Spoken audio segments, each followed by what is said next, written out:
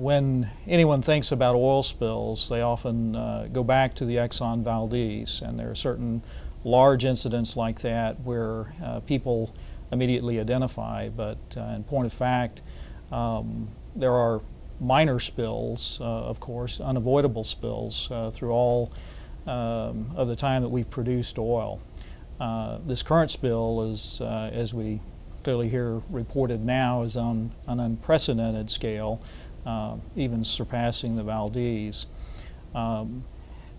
Any spill, its outworking and the effects will be dependent on circumstances of that spill. There's lots of differences between the Valdez spill, partly due to the type of crude. Valdez was a much heavier, more sour crude, and in an area where the water was much cooler.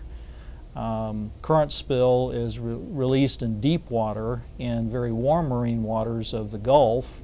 By all reports, it's a much lighter and sweeter crude, and therefore the bacteria and other organisms that would potentially feed on the oil would have an easier time breaking it up. But it's a complex problem just to estimate what the exact exposure constituents would be. Long-term effects, if we see the oil break up, it's dispersed by wave action and perhaps chemical dispersants.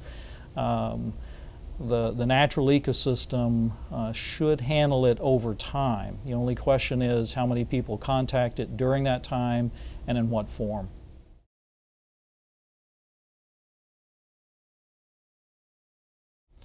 In general, petroleum hydrocarbons are going to be lighter than water, and as such, it would take some type of mechanism to carry it into water table if it's an underground source. Of course, surface water contamination is something that weather and water and wind would occasion, but you would be able to see that.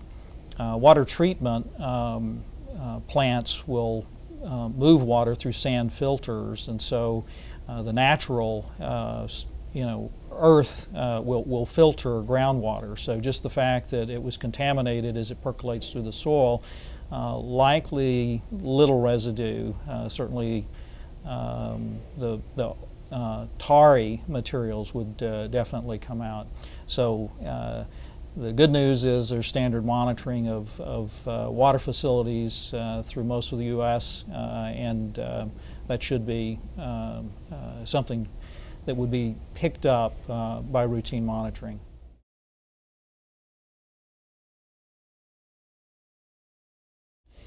Well, that's one of those things that's come up on numerous occasions, consumption of shellfish. Filter feeders, of course, will be filtering a large quantity of water, and there may be more of a hazard with shellfish and shrimp. Those fish that are feeding on other fish, there may be some bioconcentration of materials up the food chain.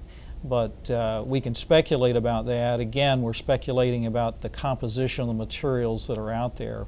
So these are just educated guesses. In general, the reason for having boundaries for for the fishing industry, the fishermen putting certain areas off limit, is to protect the food supply. Currently, NOAA, National Oceanic and Atmospheric Administration, is putting boundaries out and material on their website showing the boundaries. Apparently, according to those sources, about 74% of the Gulf is still open for fishing. So a majority of the Gulf, but those boundaries are drawn to protect public food supply.